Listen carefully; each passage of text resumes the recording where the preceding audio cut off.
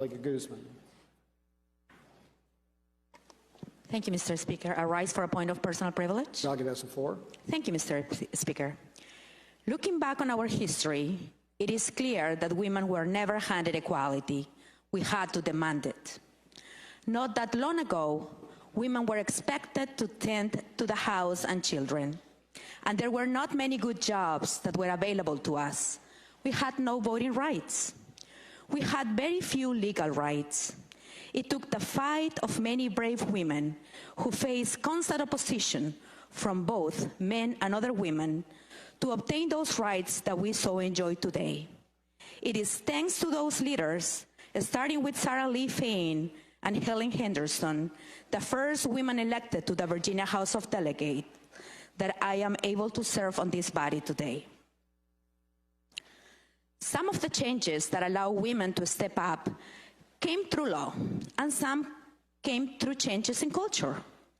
Culture shifts did a lot for equality, from allowing women to have good jobs to allowing them to have good education. However, not all victories can come through culture alone. The right to vote had to come through law. Laws protecting women from gender discrimination were put in place because they were necessary, but those could change. Now we have the opportunity to make a lasting mark in the rights of women throughout the nation.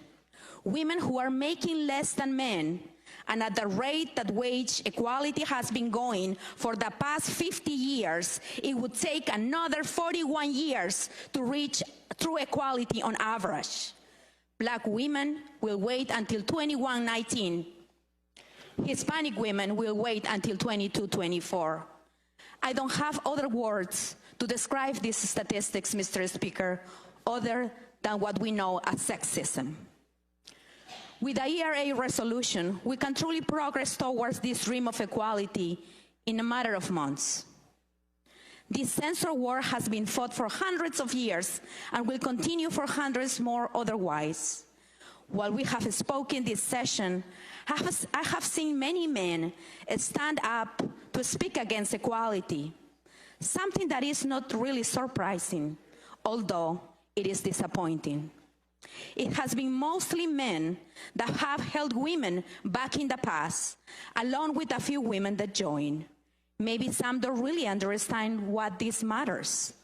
Maybe some are afraid of change. Maybe some don't see women as equal. Those men can keep blocking progress, but together with men who actually believe in equality, we will keep fighting. They argue that this amendment will allow for more abortions or free abortions, ignoring the fact that Medicaid and every insurance company in Virginia already covers medically necessary abortions. And yes, late-term abortions under extreme circumstances have been allowed in Virginia since 1975. They are also using purposely misleading argument, pretending that this will protect abortion from the courts.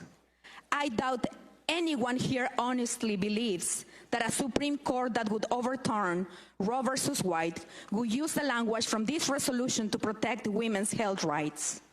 Women are a large voting group, and while we do not agree on everything, a large enough group of women support this resolution, and come November, we will not forget. Some of those women who oppose this resolution have spoken how it's not necessary, and I want to reply to that. It is accurate that there is an Office of Women's Business Ownership and that their mission is to enable and empower women entrepreneurs through advocacy, outreach, education, and support. Could we need that if we were considered equal? No, Mr. Speaker. My father was a union organizer and my mother was a housewife. I was taught that I could do anything I wanted and choose who I wanted to be. Thanks to the progress made by others that came before, I am not restricted in my career choice. All my life, I have fought for what I wanted to do, and I have achieved many accomplishments by the grace of God. But it is not as easy as it was phrased by some of the other delegates. I had to work harder. than the males at my job, and being a Latina with an accent meant I had to work twice as hard than anyone else there just to be accepted. I had to make a constant effort to prove myself, and odds are that my male coworkers are getting paid more, no matter if I do more work than they do. You are hearing this from someone that is doing relatively well in this country. Imagine how a single mother feels about this. We cannot keep treating women as second-class citizens, and it's truly sad that this body cannot pass this resolution as of today. This resolution does not affect women. It affects every family in Virginia. Little girls deserve to know that they are truly equal.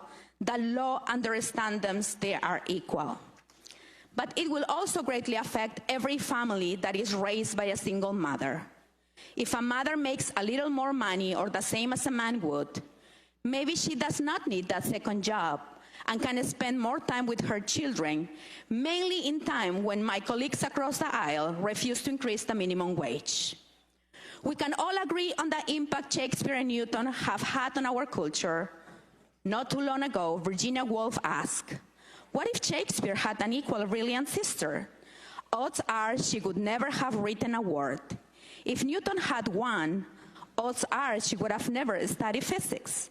We like to think we are much better in today's society, and we have made strides, but it's still difficult for women to be taken seriously in these fields. We are not just depriving women of incredible accomplishments, we are depriving everyone from the advances women could be making. It is time for the Commonwealth of Virginia to lead and ratify the Equal Rights Amendment, ensuring that women can make incredible progress. It is time for the legislators of Virginia to listen to their people who greatly support this resolution and stop making up fake excuses as to why this resolution is harmful to women. To those who are blocking the Equal Rights Amendment, I ask that you go home and explain this to your daughters and your female constituents, why you cannot accept women as equal. Thank you, Mr. Speaker.